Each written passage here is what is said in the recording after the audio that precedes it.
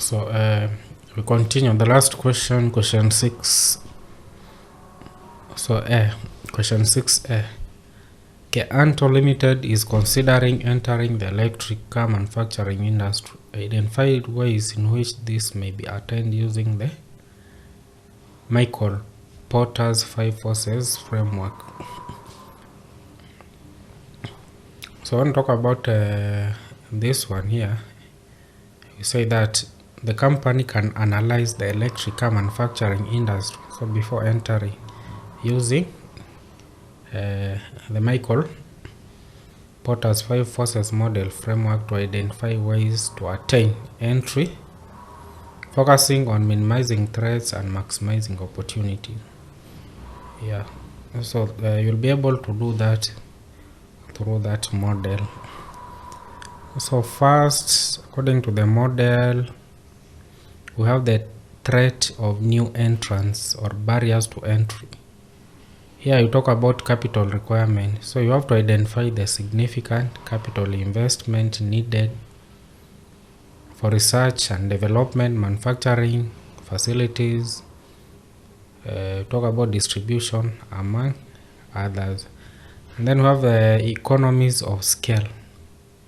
So assessing the scale advantages of existing players.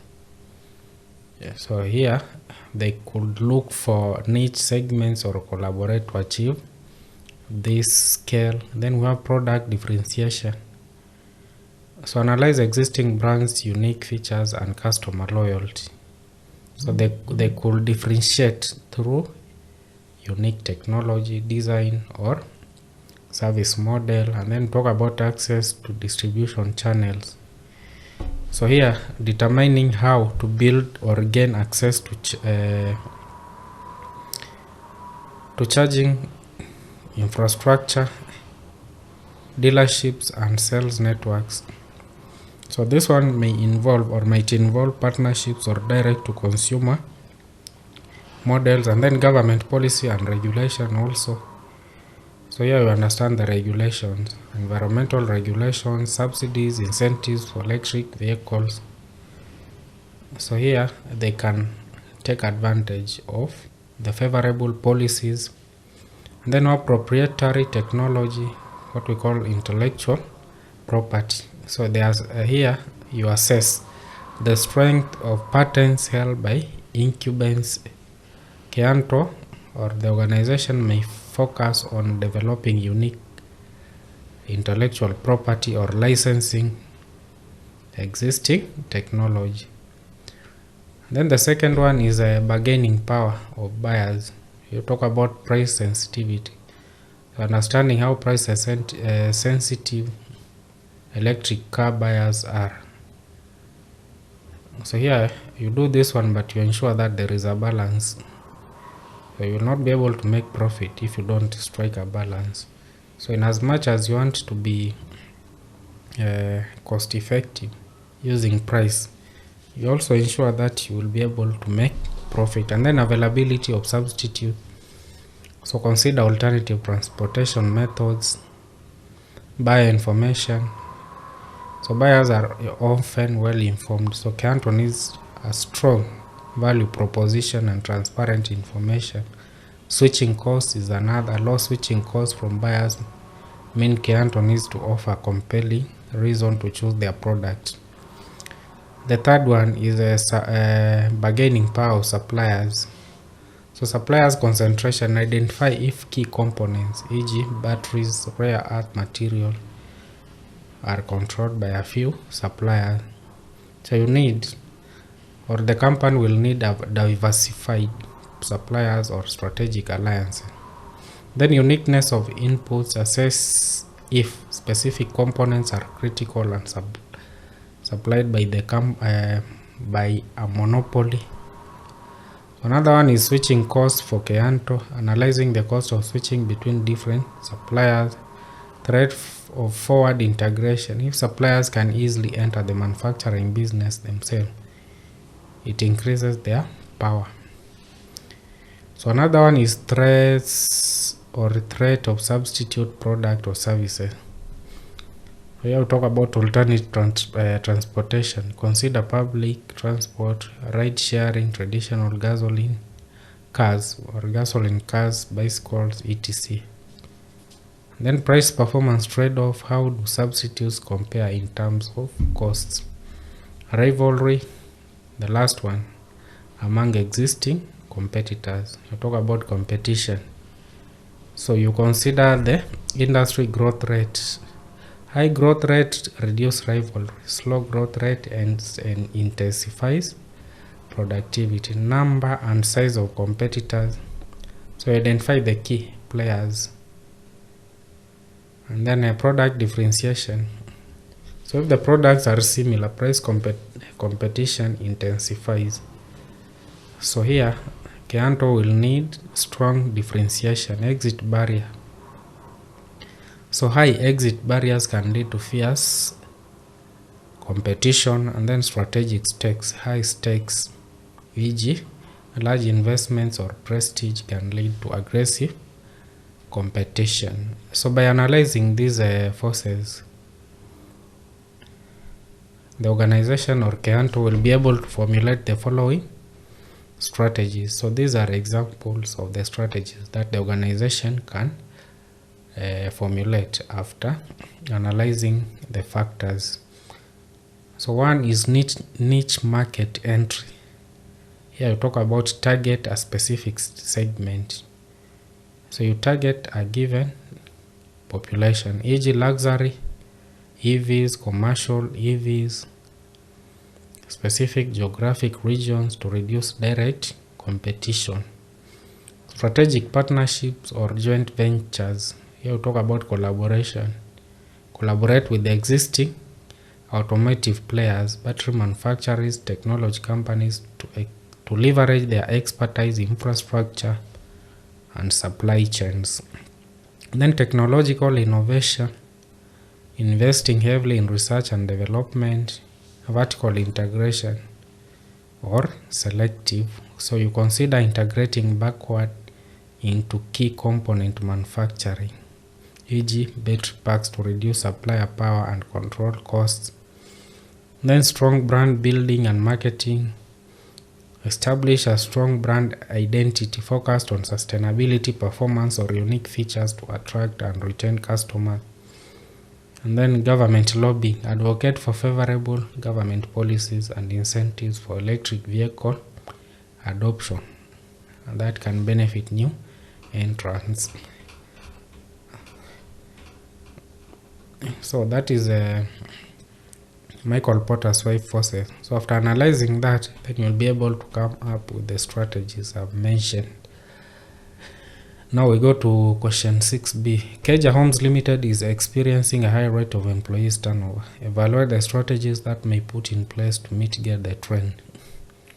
So when we talk about employees turnover, you talk about employees leaving the organization, large number. So told the rate is very high.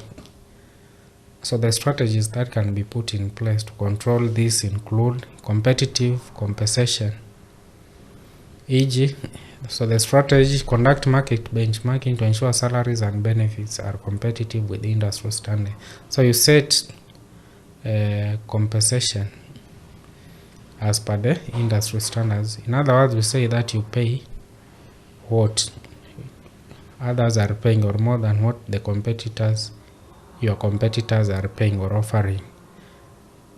And then a robust onboarding and orientation strategy. Implement a comprehensive onboarding program that goes beyond paperwork. So helping new employees integrate into the company culture, understand their roles, and feel valued from day one. So the evaluation here, strong start reduces early turnover due to feelings of being overwhelmed or disconnected. And then effective performance management feedback. So implement a continuous performance management system with regular constructive feedback, clear goal setting, and development plan. So ensure that there is a feedback which is constructive, and also how you will develop employees. You talk about those employees whose performance is not that good. Then have career development and growth. Provide a clear career paths, opportunities for skill development, training programs, promotion from within. Also implement mentorship programs and leadership development initiatives. So this one is a key driver in initiation. Is a key driver in retention, because employees will be motivated to stay. Then we have positive work environment culture. So here you foster or enhance an inclusive, respectful and supportive work environment, e.g.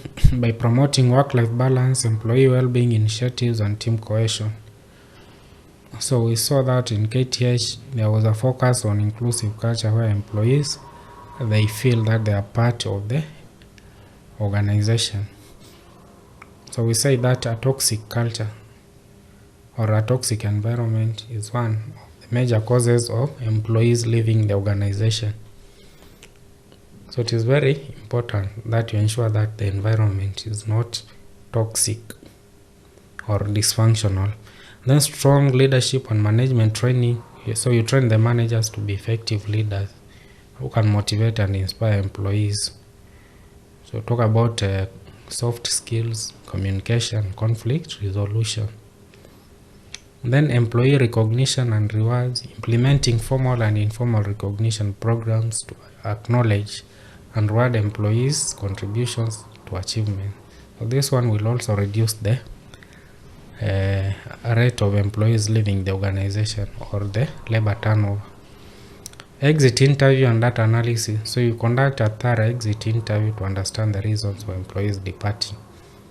So you analyze the data to identify recurring issues and areas of improvement.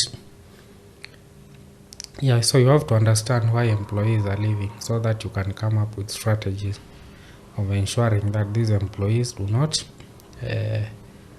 leave the organization. And mostly here we talk about leaving the organization voluntarily. So voluntary separation is something that should not be encouraged. So if you want to know the reasons why employees are leaving, then you have to conduct the exit interview. So based on the findings, then you put the measures in place of ensuring that you retain employees. And then employee engagement surveys. So regular survey employees to gauge their satisfaction, identify pain points and understand their needs and concerns. And also you act on feedbacks. And then succession planning. So here proactively identify and develop internal talent for key positions, which fosters a sense of career progression and activates employee loyalty. So you should always be identifying those who can occupy future managerial positions once they become vacant, and you start training them for that. So that one will show commitment to the growth of employees. So the employees will be motivated to stay or to continue with the organization. So that is question 6B, which marks the end of this 2023 paper. So if you like this video, you can always enroll with us. You'll be able to access more of these revision sessions. And also you'll be able to find well done lectures or pre-recorded videos for all the KASNEB courses as well as CHRP. And in case of anything, you can always reach us out. We have our contact details on the screen. Feel free to call, feel free to WhatsApp anytime. So thank you, and let's meet in our next session.